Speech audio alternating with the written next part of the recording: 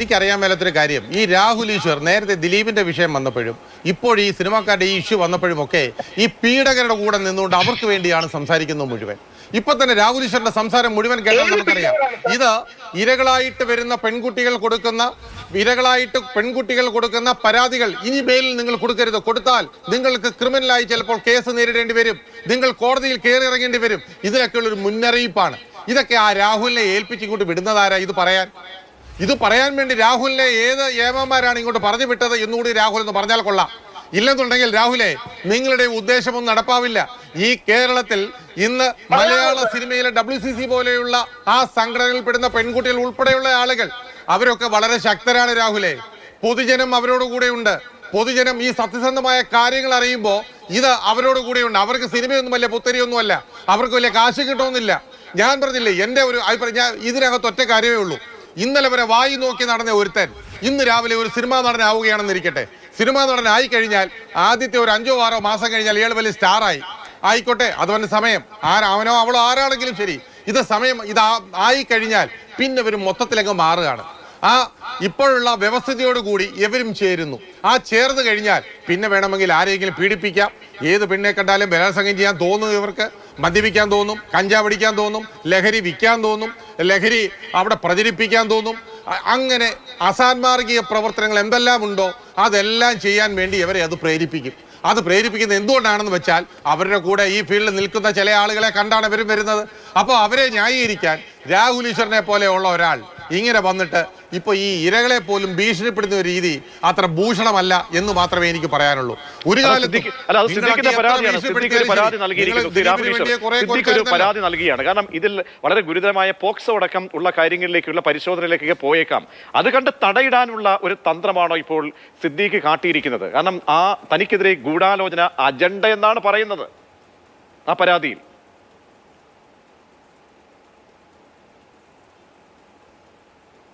ശ്രീ ബൈജു,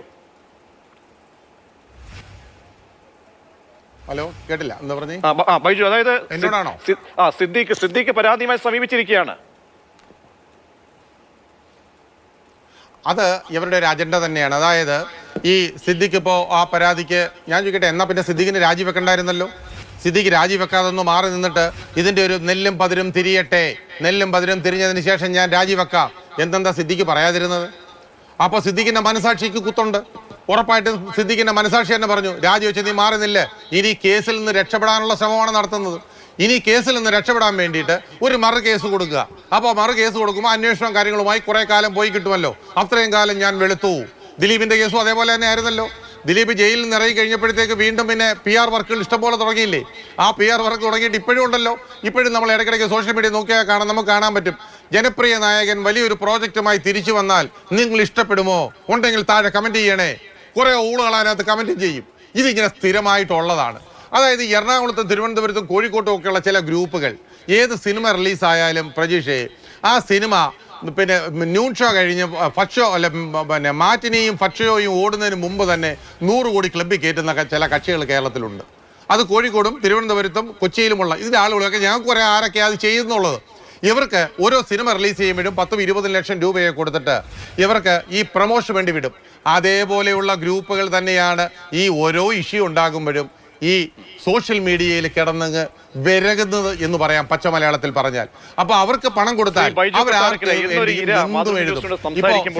ഒരു ചോദ്യമുണ്ട്. കാരണം മമ്മൂട്ടിയും മോഹൻലാലും പ്രതികരിക്കാത്തിൽ ഞങ്ങൾക്ക് വലിയ വിഷമമുണ്ട് എന്ന്. എന്തുകൊണ്ടാണ് നിശബ്ദത? ആ നിശബ്ദത എങ്ങനെ വായിക്കണം ബൈജു?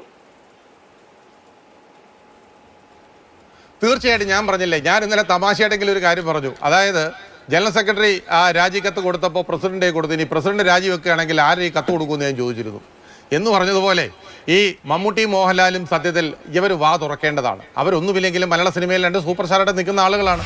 തങ്ങൾ ഉൾപ്പെട്ട സംഘടനയിൽ, തങ്ങൾ അതിൻ്റെ പ്രസിഡന്റും അതിൻ്റെ രക്ഷാധികാരിയുമൊക്കെ ആയിരിക്കുന്ന ആ സംഘടനയിൽ, ഇത്രയും ആളുകളുള്ള ഈ നടന്മാരുടെ സംഘടനയിൽ, കേരളം ഉറ്റുനോക്കുന്ന സംഘടനയിൽ, ഈ സംഘടനയ്ക്കെതിരെ ഇത്രയധികം വാളോങ്ങി ആളുകൾ നിൽക്കുമ്പോൾ അവരുടെ വായിൽ നിന്ന് വരുന്ന വാചകങ്ങൾ ആളുകൾ ശ്രദ്ധിക്കും. എന്തുകൊണ്ടാണ് അവർ മറുപടി പറയാത്തത് എന്നുള്ളത് ഇപ്പോഴും സംശയാസ്പദമായ കാര്യമാണ്. അവർ മറുപടി പറയാത്തിടത്തോളം കാലം അവരും സംശയ ദൃഷ്ടിയിലാണ് എന്നേ പൊതുജനത്തിന് കരുതുള്ളൂ. അല്ലാതെ ആരും സംശയം അല്ല മമ്മൂട്ടി കുഴപ്പമുണ്ടാക്കി, മോഹൻലാൽ കുഴപ്പമുണ്ടാക്കി എന്നല്ല ഞാൻ പറയുന്നത്. ഇവര് എന്നവർ പ്രതികരിക്കുന്നു എന്നവർ മാധ്യമങ്ങളുടെ മുമ്പിൽ വന്നിട്ട് തൻ്റെ ഇടം വേണ്ടേ, മാധ്യമങ്ങളുടെ മുമ്പിൽ ഒന്ന് പറയണ്ടേ, ഇതാണ് സംഭവം, ഇങ്ങനെയാണ് വന്നത്, ഇങ്ങനെയാണ് ഞങ്ങളതിനെ കേസെങ്കിൽ കേസ് കൊടുത്ത് ഞങ്ങൾക്ക് നോക്കാനറിയാം. അതൊരു പറയാത്തിടത്തോളം കാലം, കാരണം അല്ലെങ്കിൽ അവരെ ഈ പറയുന്ന ആളുകളെയൊക്കെ അവരും അംഗീകരിക്കുന്നു എന്നുള്ളതാണ്. സിനിമയ്ക്കകത്ത് ഈ സൂപ്പർ സ്റ്റാർ, ഞാൻ പറയട്ടെ, ഈ മമ്മൂട്ടി, മോഹൻലാൽ അടക്കമുള്ള ആളുകളെ വെച്ചാണ് ഈ AMMA എന്ന സംഘടന പോലും പണം ഉണ്ടാക്കുന്നത്. ഏത് സ്റ്റേജ് ഷോ നടന്നാലും ഇടവേള ബാബു പോയി ഡാൻസ് ചെയ്താൽ ലോകത്താരെങ്കിലും ഒരുത്തം കാണുമോ? കുളക്കോഴി ഡാൻസ് ചെയ്യുന്ന പോലെ ഉള്ളൂ. അതുപോലെ തന്നെ വേറെ ഏതെങ്കിലും ആർട്ടിസ്റ്റുകൾ, ഈ താഴെയുള്ള ആർട്ടിസ്റ്റുകൾ പോയാൽ സ്റ്റാർ ഷോയ്ക്ക് ആൾ കൂടും. അതുകൊണ്ട് ഇവരൊക്കെ ഇവരുടെ ഒരു അംഗീകാരത്തിന് വേണ്ടി, അതായത് ഇവരെ ഇങ്ങനെ സുഖിപ്പിച്ച് നിർത്തും.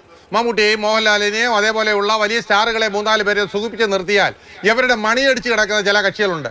ഈ പറയുന്ന മണിയുമുള്ള ഈ പറഞ്ഞ ഈ ഇടവേള ബാബുവിനെ പോലെയുള്ള ചില ആളുകൾ. അപ്പൊ ഈ മണിയടിയന്മാരെല്ലാം കൂടെ ചേർന്നാണ് സത്യത്തിൽ ഈ വലിയ താരങ്ങളെ പോലും വഷളന്മാരാക്കുന്നത് എന്ന് പറഞ്ഞാൽ അതിന് ഒട്ടും അതിശയോക്തിയില്ല. കാരണം ഇവരുടെ നിലനിൽപ്പിന് വേണ്ടി അവരെ കരുവാക്കുന്നു. അപ്പോൾ അവരും ചിലപ്പോൾ ഇതിനകത്ത് എവിടെയെങ്കിലും പേര് വന്നിട്ടുണ്ടോ ഇല്ലയോ എന്നൊക്കെ നോക്കിയിട്ട് പോരെ എന്നതായിരിക്കാം ചിലപ്പോൾ അവരുടെ സംശയം. അത് എന്ത് സംശയമാണെങ്കിലും ശരി, ഈ സംശയത്തിൻ്റെ മുഴുമുള്ളിനെയാണ് അവർ ഇപ്പോൾ നിൽക്കുന്നത്. അതുകൊണ്ട് അവർ പ്രതികരിക്കേണ്ടത് അത്യാവശ്യമായ കാര്യമാണ്. തീർച്ചയായും അവരുടെ അംഗങ്ങൾക്ക് വേണ്ടി അവർ ശബ്ദിക്കണം, അവരുടെ കൂടെ നിൽക്കുന്ന പെൺകുട്ടികൾക്ക് വേണ്ടി ശബ്ദിക്കണം. നടി ആക്രമിക്കപ്പെട്ട കേസ് വന്നപ്പോൾ അമ്മ എന്നാണ് ഒരു മീറ്റിംഗ് വിളിച്ചു കൂട്ടിയത്? എറണാകുളത്തപ്പം ഗ്രൗണ്ടിൽ ഏത് ദിവസമാണ് മീറ്റിംഗ് വിളിച്ചു കൂട്ടിയത്?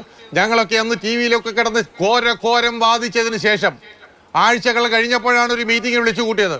അന്നും ദിലീപ് എന്ന് പറഞ്ഞ വ്യക്തി ഇവിടെ വന്ന് പറഞ്ഞ കാര്യം എല്ലാവർക്കും ഓർമ്മയുണ്ട്.